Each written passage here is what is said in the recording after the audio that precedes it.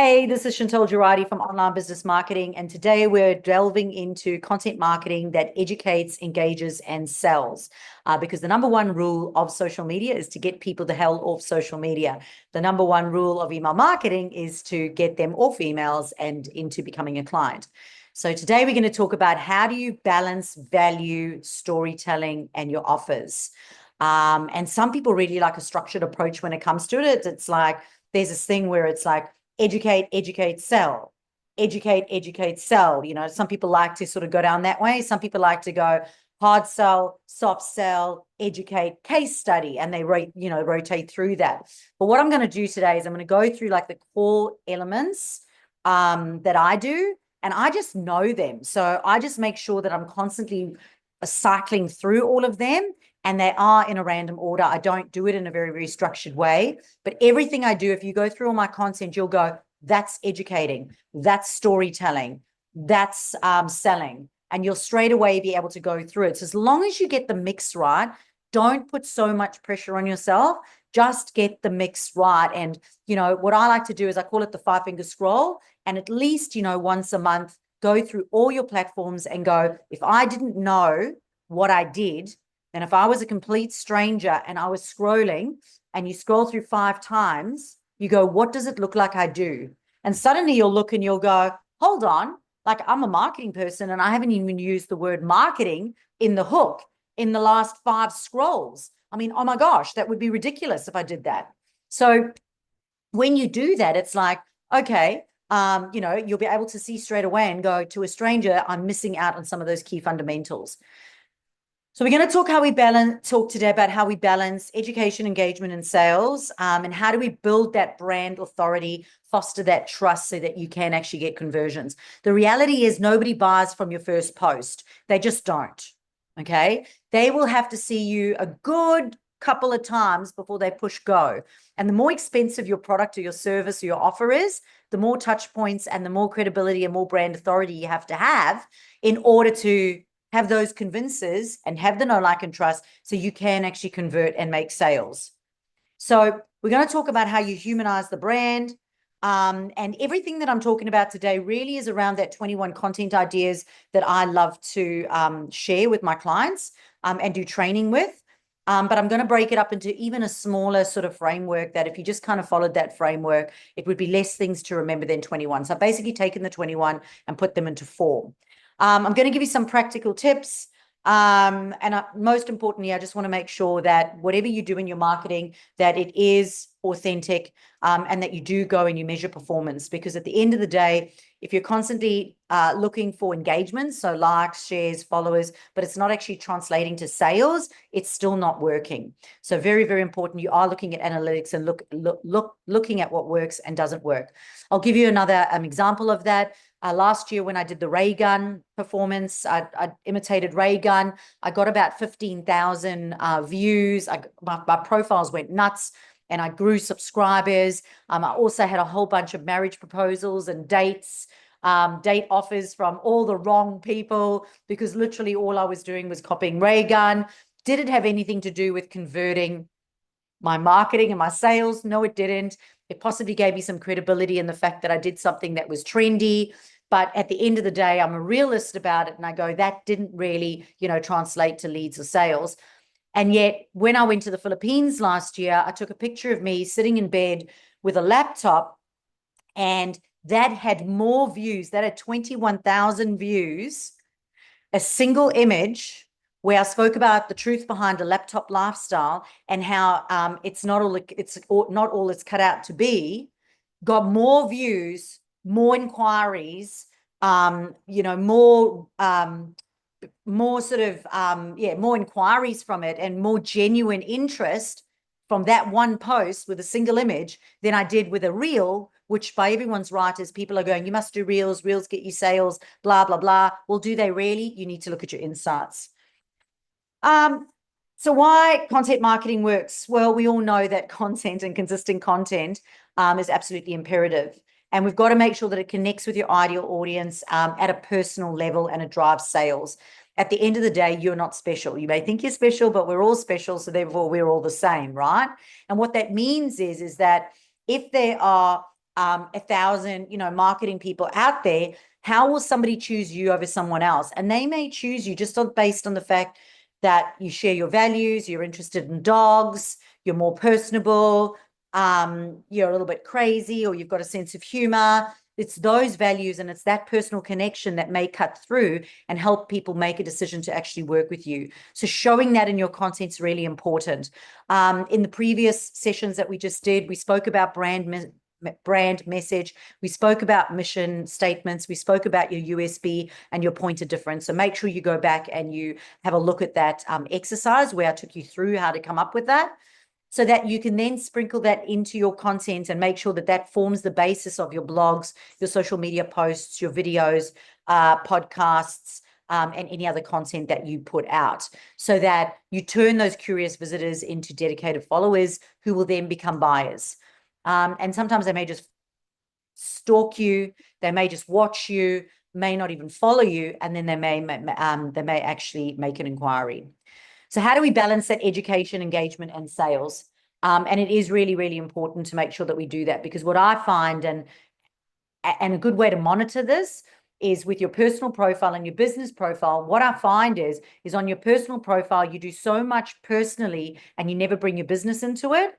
Whereas your personal profile, it's you, if you are in your business, you need to be on your personal profile, just reminding people as well that this is what you do for your business.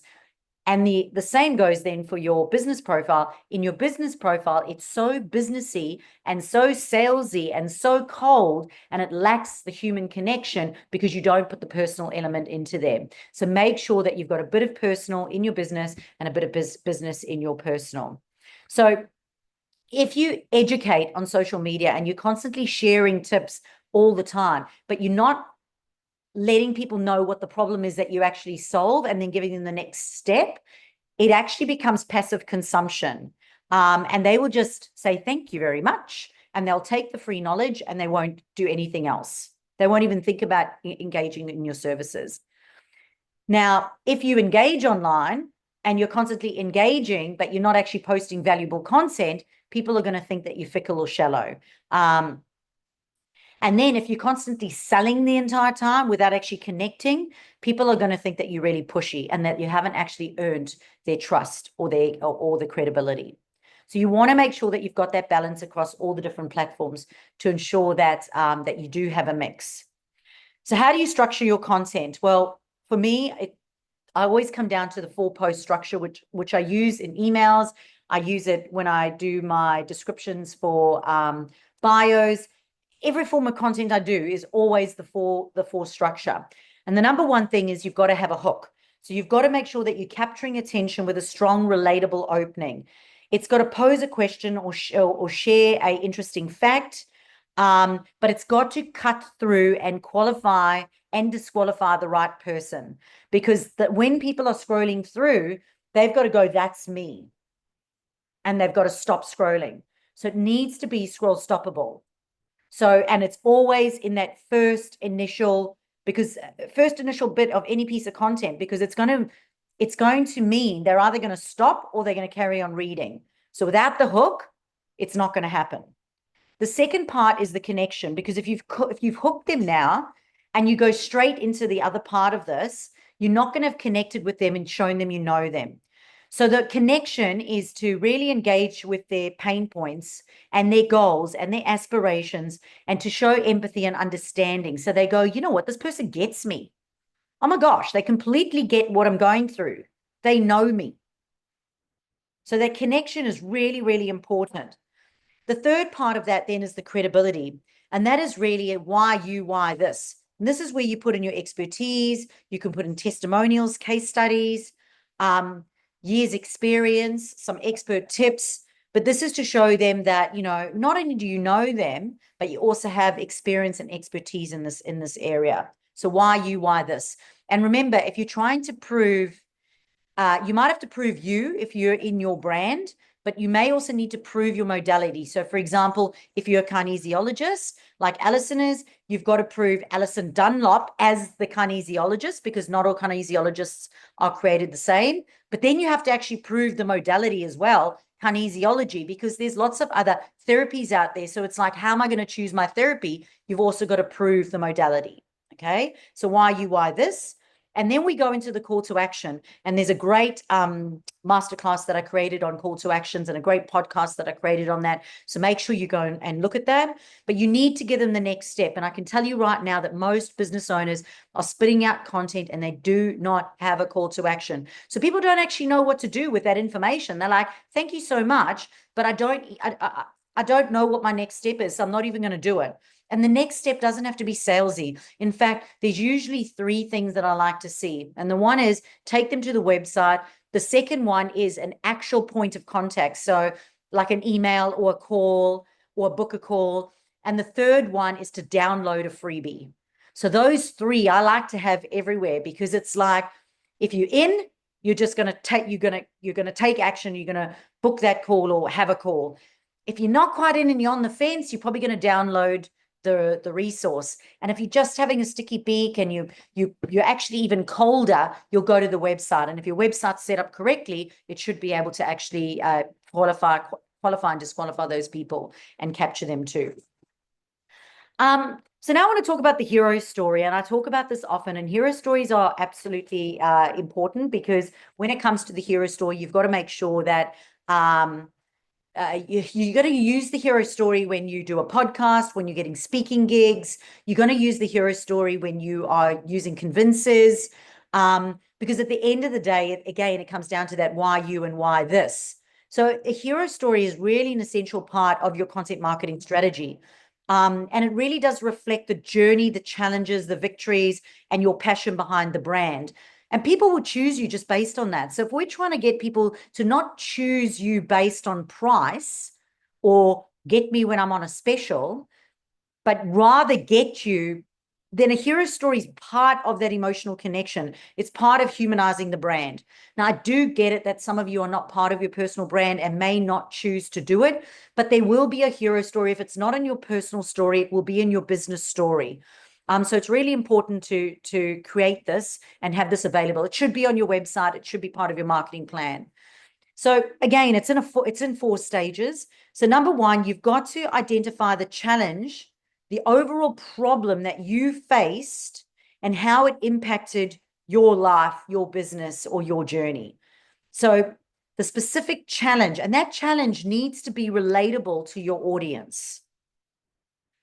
Then 2, you have to share the next step in that journey. So what did you end up, what was the steps that you walked through in order to overcome the challenges? And what were the hardships and the learnings along the way? So again, your ideal customer can identify with you. The third is then highlighting the transformation, just showing the positive changes that resulted in it. So how did you feel afterwards, so that you can future pace your audience into going, oh my gosh, like, yes, that's how I want to feel. And number 4, then you want to inspire action. So you want to make sure that you are then empowering them with some inspiration at the end that they can do it too. So really that hero story is an underlying metaphor of this is what you went through, and they see themselves in that. So as I said, people will buy from people that they know, like, and trust. An example of that is I was doing a 20K walk yesterday with a good friend, because we're training for a charity walk in the Philippines. And we were talking about Elon Musk in the US at the moment. And there are now people driving Teslas, and at the back of the Teslas, there's all these stickers, all these car stickers saying, I bought this car before I knew Elon Musk was a dick. I bought this car before, Elon Musk went crazy. Like, there's all the series of stickers now, and people sticking them on the back of their Teslas. But I've actually heard as well that people are selling their Teslas because they now do not agree with the person now. So when they bought the Tesla, they either liked the car and didn't mind the person, but now it's not part of their brand values anymore, and they won't support that brand anymore. So it just shows you how important that hero story and the values and the human connection in your brand is so important.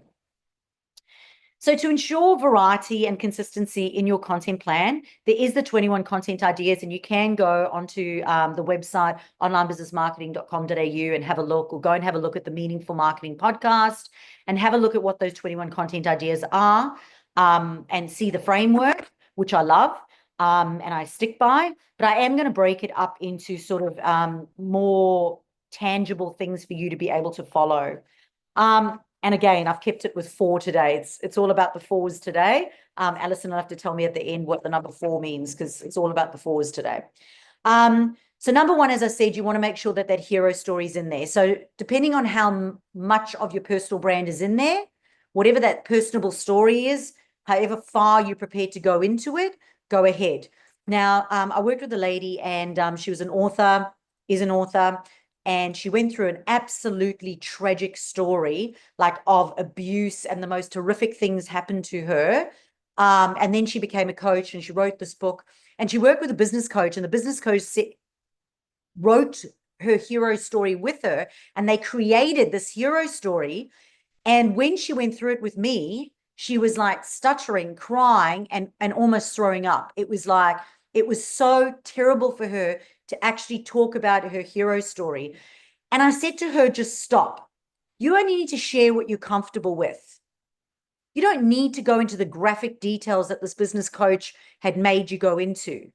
If you're not comfortable with it, don't do it. Just share that you went through a horrific time. You may just say horrific time and pull a face, and that is enough. You don't need to go into the gory details if it's something that doesn't sit well with you. So I'm giving you permission right now to share what you feel comfortable with sharing, and also be mindful that the other person on the other side may not be ready to hear that. So you've also got to be aware of your ideal customer and go, where are they at and what are they happy to consume from you as well. You have to be respectful of that. So number 1, as I said, it's that hero story. So making sure that you're going to share how your experiences have shaped your values and how your experiences have led to your why and your passion. Then number 2, I'm going to stick with the 4 content pillars, which breaks up those 21 content ideas into 4 pillars. And that is number 1, educational. So your tips, your how-tos, your industry insights. Number 2, it's storytelling. It's behind the scenes. It's the challenges. It's the successes. Number 3 is social proof. It is testimonials. It's case studies. It's community highlights. And number 4, it's offers, promotions, events, and free resources.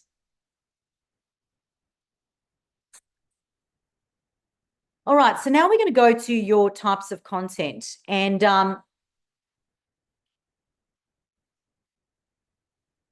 this is not 4. I think this is 5. One of them may not relate to you, but I've included it anyway. So if we look at the types of content that you have, and we look at video content, you could, for example, create educational tutorials, behind the scenes insights, and do client testimonials. You could use storytelling videos to showcase transformations or even problem-solving processes.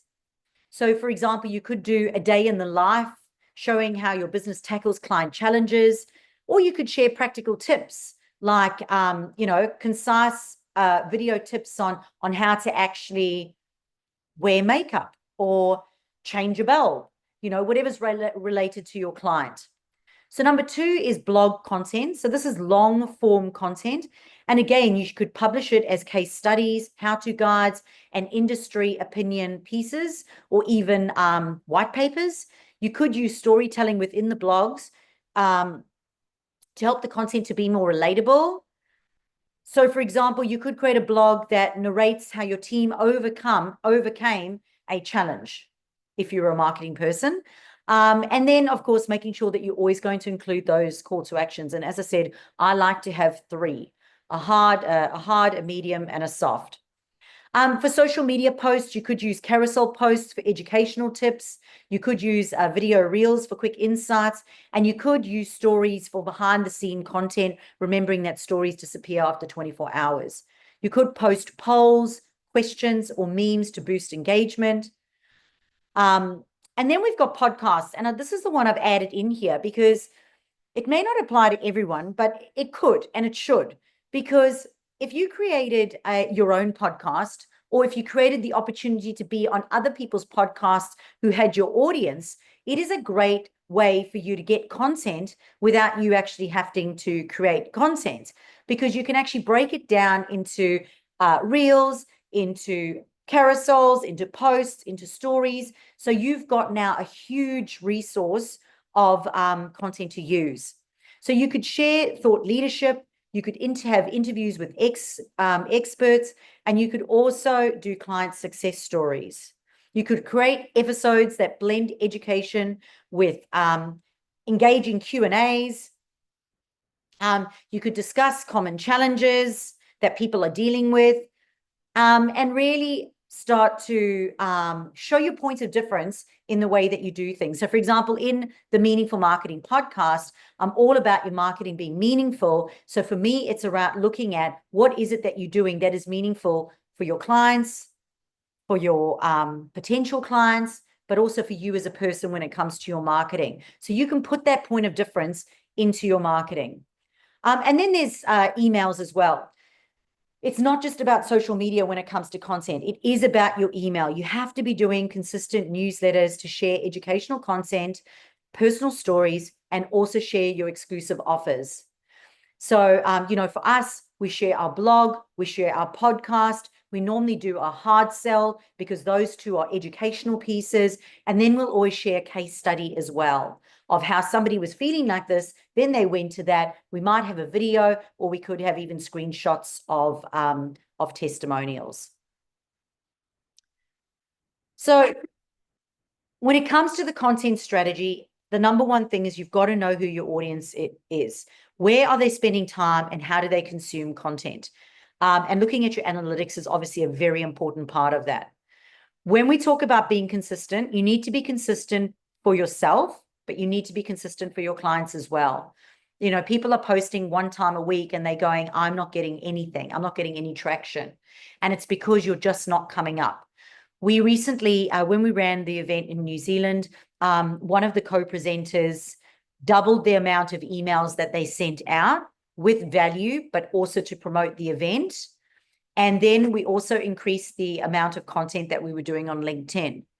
Now, we had the feedback from one of the social media managers that they believed that the content was, the additional content posting was too much, and it was actually diluting the content that they were doing. But when we went into Google Analytics, the website traffic went up by 2,000% just by the extra posting on LinkedIn and email. So the social media managers just pulled it out pie in the sky and went, social media is not working because we've doubled what we're doing because of the event. But when we looked at the analytics, that's not the case. 2,000% increase in website traffic. You cannot say that that was not working. So consistency is really important. And again, it's looking at the data to make sure that it is.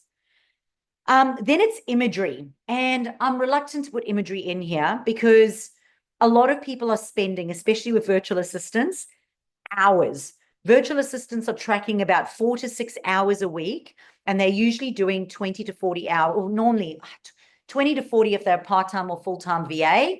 Some are doing 10 to 20, but most agencies are 20 to 40 hours.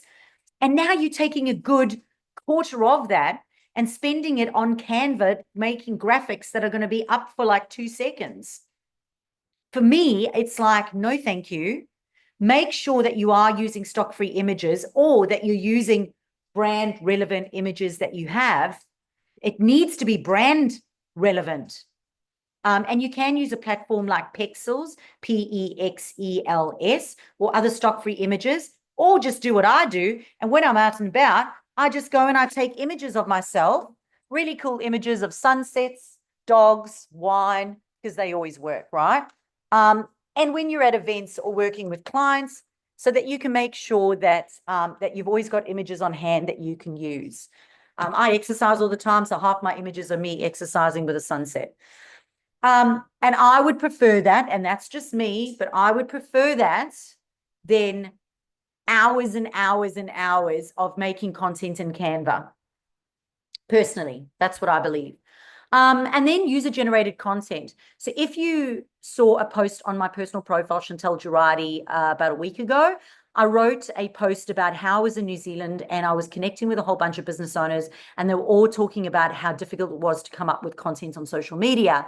And while I was there, I took little 10 to 15 second snaps of video in their location. And in fact, even one of them had a selfie wall with all the hashtags and ats that you could stand behind and take a photo and use. And when I went and I created reels and content and checked in, which is user-generated content, I'm doing all the work for them, and well, I do believe. And I tagged them and checked in and did everything. Not one of them shared it, engaged in it, said thank you very much, took that content, which is now public, for them to repurpose. Not one of them did it. So you definitely want to be encouraging ways that your customers can create the content for you, so they do all the heavy lifting. So make sure you go and check my my post that I did, because I shared some tips on that. And of course, as I said, there's always the 4 thing: hook, connection, credibility, call to action. Very, very important. Okay, so where does AI fit into all of this? Well, at the end of the day, I always say you've got to put the human intelligence into the artificial intelligence. So when people say, Chantel, are you scared you're going to lose your job because they can go on and go, write me a marketing strategy. And I'm going, great, follow that marketing strategy, because if 6 coffee companies went in and said, write me a marketing strategy, they're all going to be very much the same. So how are you going to cut through? It's only when you put the strategic stuff, which is all that I teach about, with your brand messages, your mission statements, your slogans, your point of differences, your hero story. It's only when you put that human intelligence into ChatGPT can it then spit out content that's actually going to be relevant and relevant to your audience, relevant to your brand, and it's going to cut through. Because at the end of the day, I have this rule: if it sniffs like ChatGPT, do not post it. Okay, so ChatGPT is great for drafting ideas and outlines, and it is even good for storytelling, especially if you prompt it to tell a story. But you do need to put in your personal brand and tone and point of difference in order for it to start creating content that sounds like you. Part of that is making sure that you customize your ChatGPT. And again, there is a training on customizing your ChatGPT, so make sure that you go and you watch that training. And at the end of the day, I always say it's human intelligence, it's AI, it's human intelligence. And sometimes I've got to do that 3 or 4 times before I actually post something. So you might want to make sure that you work it through until it actually does cut through and sound right. All right. So content is part of a much broader strategy. At the end of the day, content for me is all about that know, that like, that trust. It's all about your branding. It's all about consistency. It's all about the key messages and the touch points. It's all about the stuff that is going to convince them to say yes. Lead generation and campaigns is a whole different ballgame, and we will be creating content on that. There is already content on the website with that, but this content is the fundamental base for your content plan. So from January through to December, you have to make sure that you're constantly educating, engaging, and then of course, informing and selling as well, which is really important. So what I'm going to do is I'm going to say goodbye to our audience that is watching online right now. In order to be part of this live audience, you do have to be a paying customer. You can simply book a call on onlinebusinessmarketing.com.au. You can also find all those additional free resources that I was talking about. You can find them on the website as well. As part of being part of the live audience, you also do get the best part, which is this happy ending where we get to do a Q&A, and we also talk about our action steps. And there is a chance for networking as well. This is Chantal Girardi from onlinebusinessmarketing.com.au.